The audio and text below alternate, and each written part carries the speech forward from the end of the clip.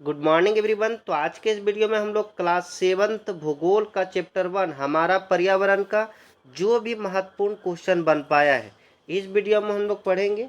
और हम लोग सभी क्वेश्चन को एक्सप्लेनेशन के साथ पढ़ेंगे ताकि क्वेश्चन को हम लोग अच्छा से समझ सके और अच्छा से हम लोग याद रख सके। तो आइए मैं स्टार्ट करते हैं फर्स्ट नंबर क्वेश्चन से। फर्स्ट नंबर क्वेश्चन क्या बोला है, इनमें से कौन प्राकृतिक परितंत्र नहीं है। यहाँ पे देखो प्राकृतिक लिखा हुआ है। प्राकृतिक मतलब क्या होता है, जो खुद ब खुद डेवलप हो जाता है उसे प्राकृतिक बोलते हैं, या मतलब जो नेचर का देन होता है, प्राकृतिक का देन होता है उसे प्राकृतिक परितंत्र बोलते हैं। लेकिन यहाँ पे बोला प्राकृतिक परितंत्र नहीं है। यहाँ पे क्वेश्चन को ठीक से पढ़िएगा, हड़बड़ी में ऐसा नहीं कि प्राकृतिक परितंत्र है और ऑप्शन में मरुस्थल मार दीजिए तो गलत हो जाएगा। यहाँ पे जो है ना नहीं है, तो देखो ये मरुस्थल है ना, ये नेचर के द्वारा दिया गया है।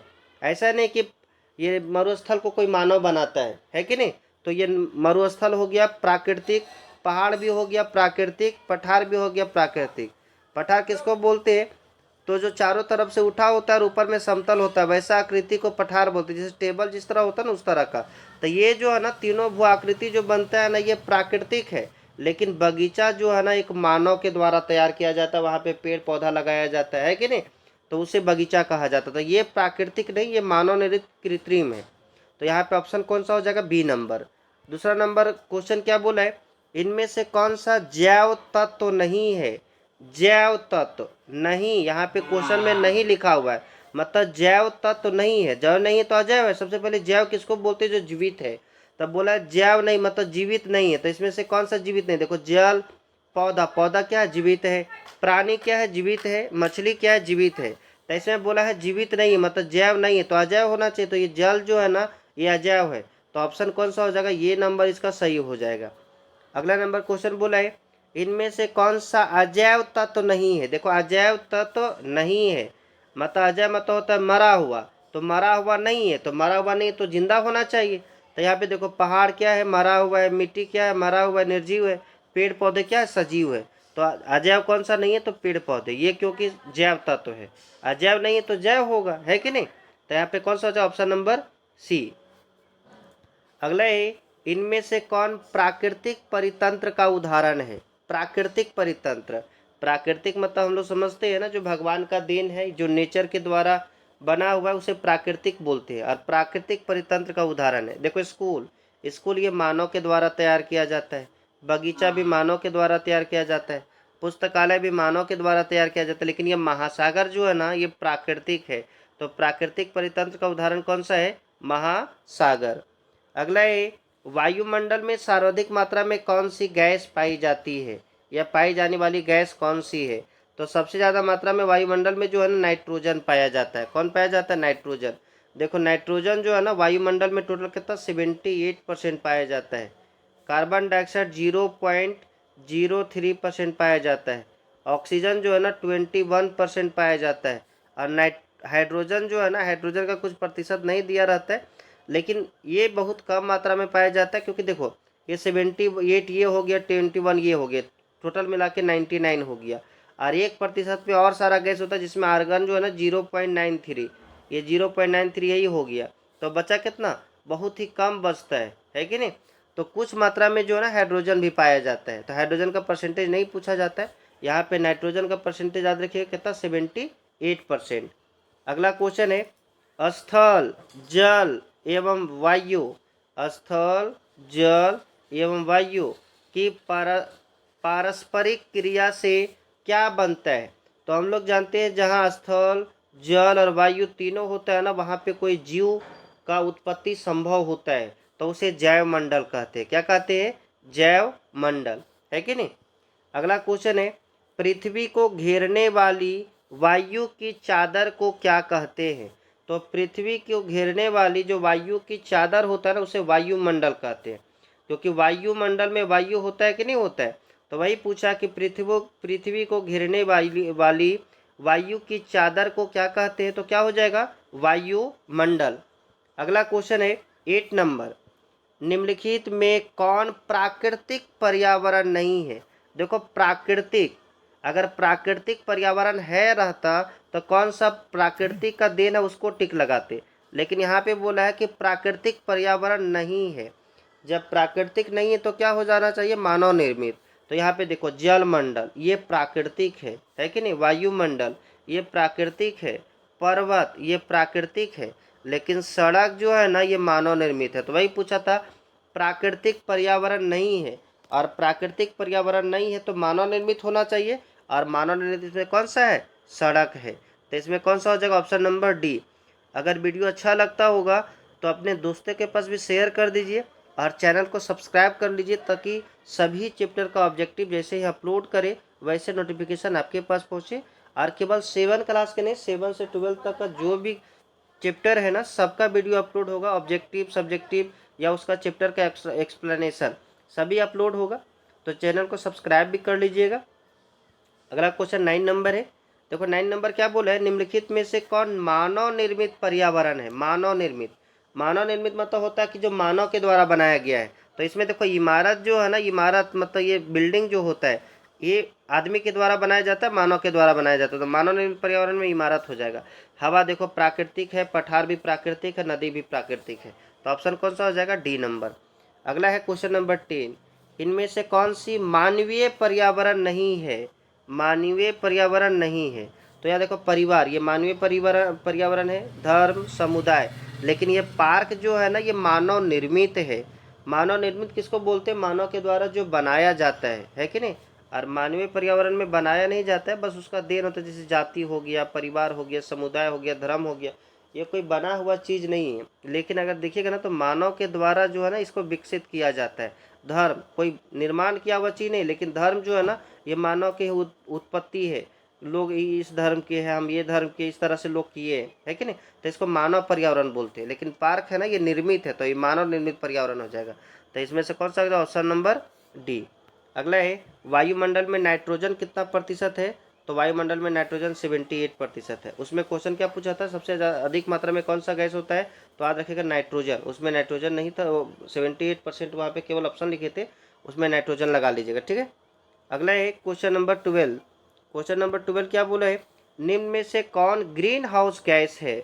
ग्रीन हाउस गैस किसको बोलते हैं, तो वैसी गैस जो तापमान को अवशोषित करता है। वैसी गैस जो तापमान को अवशोषित करता है उसे ग्रीन हाउस गैस कहते हैं। जैसे अगर आप देखिएगा ना कार्बन डाइऑक्साइड, कार्बन डाइऑक्साइड को अगर देखिएगा ना तो ऐसा गैस है ना जो तापमान को अवशोषित करता है।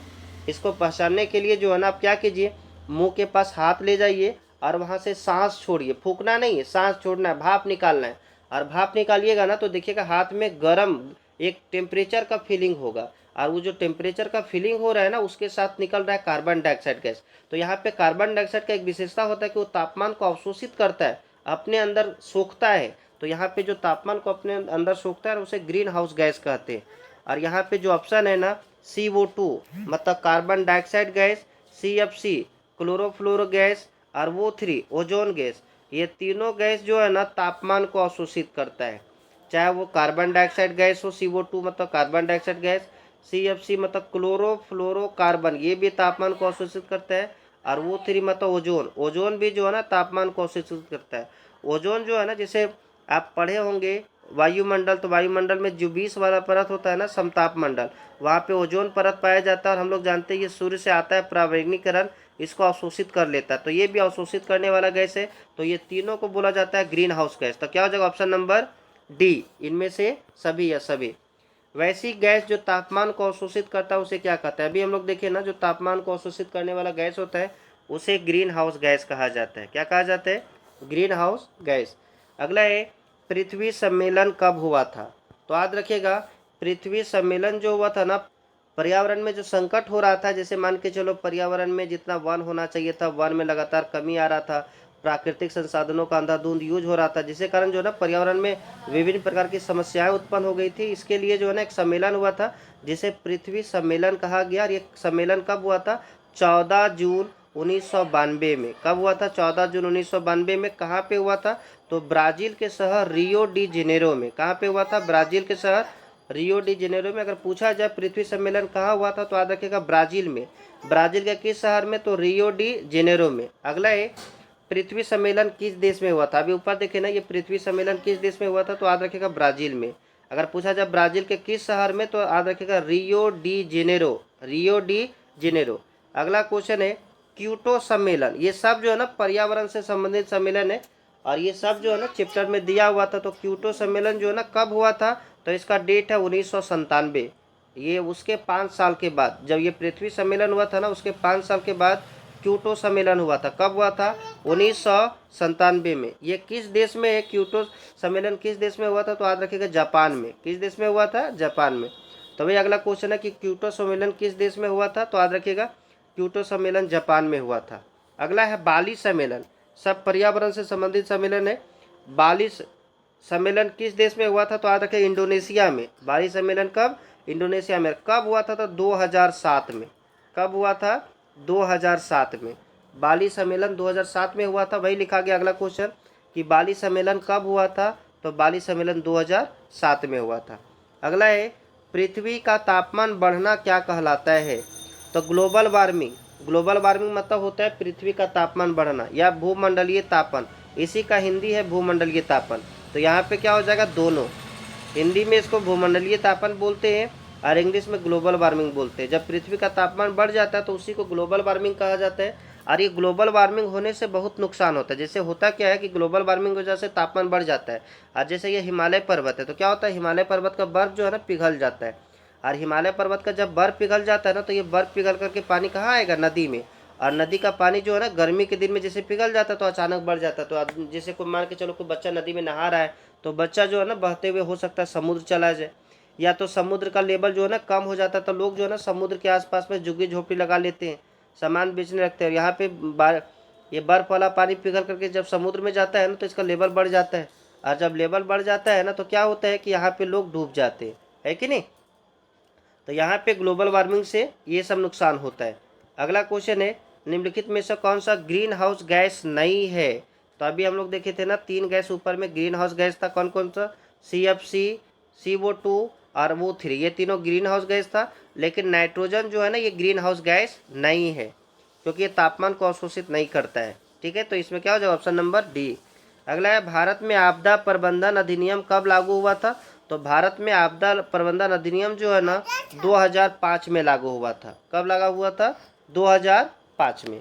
अगला हम लोग समझते हैं क्वेश्चन नंबर 23। आप लोग वीडियो में बने रहिए ताकि आप लोग सभी क्वेश्चन आसानी से समझ सके और आप अपना एग्जाम में जो है ना 100% स्कोर कर सके, है कि नहीं। तो यहाँ पे अगर चैनल पे नए हो तो सब्सक्राइब जरूर कर लीजिएगा, क्योंकि अगर आप सब्सक्राइब करते हैं तो उससे मेरा भी थोड़ा सा मोटिवेशन बढ़ता है कि नहीं। और थोड़ा सा अपने दोस्तों के पास भी शेयर कर लीजिएगा। अगला क्वेश्चन है पर्यावरण से संबंधित स्टॉकहोम में सम्मेलन कब हुआ था। तो यहाँ पे देखें ना, स्टॉकहोम सम्मेलन जो है ना 1972 में हुआ था। कब हुआ था, 1972 में। याद रखिएगा पर्यावरण से संबंधित स्टॉकहोम सम्मेलन जो है ना कब हुआ था, 1972 में। और इसी सम्मेलन के द्वारा जो है ना निर्धारित किया गया था कि प्रत्येक वर्ष जो है ना विश्व पर्यावरण दिवस मनाया जाएगा। और कब मनाया जाता है, 5 जून को। कब मनाया जाता है, 5 जून को। यही है विश्व पर्यावरण दिवस कब मनाया जाता है, तो 5 जून को। और ये कब तय हुआ था, तो यही स्टॉकहोम जो सम्मेलन हुआ था 1972 में, इसी में तय हुआ था कि 5 जून को जो है ना प्रत्येक वर्ष विश्व पर्यावरण दिवस मनाया जाएगा, है कि नहीं। अगला है स्टॉकहोम सम्मेलन किस देश में हुआ था। तो याद रखिएगा ये हुआ था स्वीडन में। कहाँ पे हुआ था, स्वीडन में। अगला क्वेश्चन है पर्यावरण प्रदूषण को रोकने का उपाय नहीं है, मतलब किससे तुम पर्यावरण प्रदूषण को नहीं रोक सकती हो। पेड़ लगाने से पर्यावरण प्रदूषण रुकता है, नालियों की सफाई करने से पर्यावरण प्रदूषित नहीं होता है, जल जमाव को रोकने से पर्यावरण प्रदूषित नहीं होता है, प्लास्टिक की थैलियों का प्रयोग करोगे ना तो पर्यावरण और प्रदूषित हो जाएगा, है कि नहीं। इसीलिए प्लास्टिक के थैला का प्रयोग नहीं करना चाहिए। तो यहाँ पे पूछा था कि किससे तुम पर्यावरण प्रदूषित को नहीं रोक सकती हो, तो ऑप्शन नंबर डी हो जाएगा, प्लास्टिक की थैलियों के प्रयोग करने से। अगला है भूमि प्रदूषण का कारण नहीं है। तो यहाँ पे देखो अवैज्ञानिक सिंचाई, अगर औरी बोरी पानी पटाएगी, औरी बोरी मतलब क्या होता है कि जैसे तैसे पानी पटा दोगी ना तो उससे भी भूमि खराब हो जाता है, तो इससे भूमि प्रदूषण होता है। कीटनाशक का प्रयोग, कीटनाशक मतलब कीड़ा मारने वाला दवा का प्रयोग करेगी ना तो उससे भी मिट्टी क्या होता है, उसका उर्वरक क्षमता घट जाता है। इसके अलावा कैसे घट जाता है, क्योंकि देखो कीड़ा मारने वाला दवा में केचुआ किसान को मित्र कहा जाता है, और केचुआ भी मर जाता है। और केचुआ मर जाता है तो मिट्टी का फर्टिलिटी बढ़ा नहीं पाता है। केचुआ रहता है तो मिट्टी की फर्टिलिटी को बढ़ाता है कि नहीं, क्योंकि केचुआ को किसान का दोस्त कहा जाता है। तो यहाँ पे बोला कीटनाशक का प्रयोग करोगी ना तब भी मिट्टी खराब होगा। रासायनिक उर्वरक का प्रयोग भी करोगे तब भी क्या होता है, मिट्टी खराब होता है। रासायनिक उर्वरक का प्रयोग नहीं करना चाहिए, बल्कि वहाँ पे जैविक खाद का प्रयोग करना चाहिए। जैविक खाद किसको बोलते हैं, जीव जंतु का जो अंश होता है, जैसे गोबर हो गया, है कि नहीं, इस तरह का जो खाद होता है ना, उसी का प्रयोग करना चाहिए। अगला है पेड़ पौधा लगाना, और ये पेड़ पौधा लगाने से क्या होता है, यहाँ पे पर्यावरण प्रदूषण का कारण नहीं है, तो ये सब पर्यावरण प्रदूषण का कारण है भूमि प्रदूषण का, लेकिन ये पेड़ लगाने से भूमि प्रदूषित नहीं होता है। तो ऑप्शन नंबर क्या हो जाएगा, ऑप्शन नंबर डी। अगला है कारखानों तथा घरेलू ईंधनों में कौन सा गैस पाया जाता है, तो यहाँ पे नहीं, कौन सा गैस नहीं निकलता है, ठीक से पढ़िएगा, कौन सा गैस नहीं निकलता है। तो याद रखिएगा कारखाना या घरेलू ईंधनों में जो है ना CO2 मतलब कार्बन डाइऑक्साइड और CO कार्बन मोनोऑक्साइड, ये दोनों गैस निकलता है। और ये जो सल्फर डाइऑक्साइड है ना, ये कारखाना और ये जो घरेलू ईंधन है इससे नहीं निकलता है, बल्कि पेट्रोलियम पदार्थ को जलाने से निकलता है कि नहीं। तो यहाँ पे सल्फर डाइऑक्साइड जो है ना पेट्रोलियम पदार्थ को जलाने से निकलता है, तो इसमें कौन सा हो जाएगा, ऑप्शन नंबर सी, क्योंकि पूछा है कि नहीं निकलता है, मतलब कारखाना और घरेलू ईंधन से नहीं निकलता है, ये दोनों तो निकलता है, तो कौन नहीं निकलता है, सल्फर डाइऑक्साइड। अगला है चिपको आंदोलन की शुरुआत की थी, तो चिपको आंदोलन जो है ना ये संबंधित था पेड़ पौधा को बचाने के लिए। क्या होता था कि जब पेड़ पौधा कोई काटता था ना, तो वहाँ जो उत्तराखंड में ये हुआ था, और उत्तराखंड की महिला जो है ना यहीं पे चिपक जाती थी, है कि नहीं, और यहीं पे चिपक जाती थी, बोलती थी पहले पेड़ काटो, उसके बाद मतलब पहले हमें काटो तब पेड़ काटने देंगे। इसी को चिपको आंदोलन बोला जाता था। और ये इसका शुरुआत जो है ना जो किया था उसका नाम था सुंदरलाल बहुगुणा। क्या नाम था, सुंदरलाल बहुगुणा। अगला है इनमें से कौन सा जैव तत्व नहीं है, जैव मतलब जीवित होता है, और नहीं मतलब जो जीवित नहीं है। अगर जैव तत्व है तो जीवित वाला खोजते, लेकिन यहाँ जैव नहीं है, जैव नहीं है तो अजैव है। देखो पौधा ये जीवित है, ये जैव तत्व है, प्राणी भी जैव तत्व है, मनुष्य भी जैव तत्व है, और कौन सा जैव तत्व नहीं है, जल, तो क्या हो जाएगा जल। अगला है अब लास्ट हम लोग पहुँचने वाले, टोटल 35 क्वेश्चन ही है। अगला क्वेश्चन है 32, क्या है, हमारे पर्यावरण में CO2 का प्रतिशत कितना है। तो देखो ये 78 किसका है, लगभग नाइट्रोजन का है, 21 लगभग किसका है, ऑक्सीजन का है, और 0.03 किसका है, तो कार्बन डाइऑक्साइड का है, और ये 0.93 है ना आर्गन का है, किसका है, आर्गन का है। तो आज यहाँ पूछा है कार्बन डाइऑक्साइड का प्रतिशत, तो क्या हो जाएगा 0.03%। अगला है पादप एवं जीव जंतु मिलकर किस मंडल का निर्माण करते हैं। तो पादप और जीव जंतु जो होता है ना मेनली जैव मंडल का निर्माण करता है, किस मंडल का, जैव मंडल का। अगला क्वेश्चन है इनमें से कौन मानवीय पर्यावरण का घटक नहीं है। तो मानवीय पर्यावरण का घटक जो नहीं है ना, देखो यहाँ पे कौन सा है, समुदाय ये मानवीय पर्यावरण का घटक है, धर्म मानवीय पर्यावरण का घटक है, जाति मानवीय पर्यावरण का घटक है, लेकिन पहाड़ जो है ना ये प्राकृतिक पर्यावरण है। क्या है, प्राकृतिक पर्यावरण। तो वही पूछा है कि मानवीय पर्यावरण का घटक नहीं है, तो ये मानवीय पर्यावरण का घटक है, ये भी मानवीय पर्यावरण का घटक है, ये भी मानवीय पर्यावरण का घटक है, क्योंकि ये सब जो है ना मानव का देन है। समुदाय कौन बनाता है, मानव। धर्म भी कौन बनाता है, मानव। जाति ये सब मानव का निर्माण किया गया चीज़ है, लेकिन ये पहाड़ जो है ना प्राकृतिक है। तो वही पूछा था कि मानवीय पर्यावरण का घटक नहीं है, तो क्या हो जाएगा, पहाड़। और अगला क्वेश्चन है इनमें से कौन सा मानव निर्मित पर्यावरण है। मानव निर्मित किसको बोलते हैं, जो मानव के द्वारा बनाया गया है। समुद्र कोई मानव बना नहीं सकता है, पठार कोई मानव बना नहीं सकता है, मैदान कोई मानव बना नहीं सकता है, और ये कारखाना जो है ना फैक्ट्री जिसको बोलते हैं उद्योग, ये मानव बना सकता है। तो बोला मानव निर्मित पर्यावरण कौन सा है, तो कारखाना हो जाएगा। तो आप इस चैनल को लाइक एंड सब्सक्राइब कर लीजिएगा। सब्सक्राइब करने से क्या होता है कि थोड़ा सा हमें भी मोटिवेशन मिलता है, ताकि हम और अच्छा से अच्छा वीडियो बना सके आप लोगों के लिए।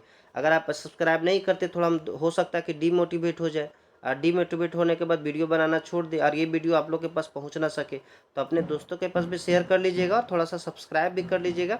तो आज के लिए इतना ही, तब तक के लिए बाय बाय।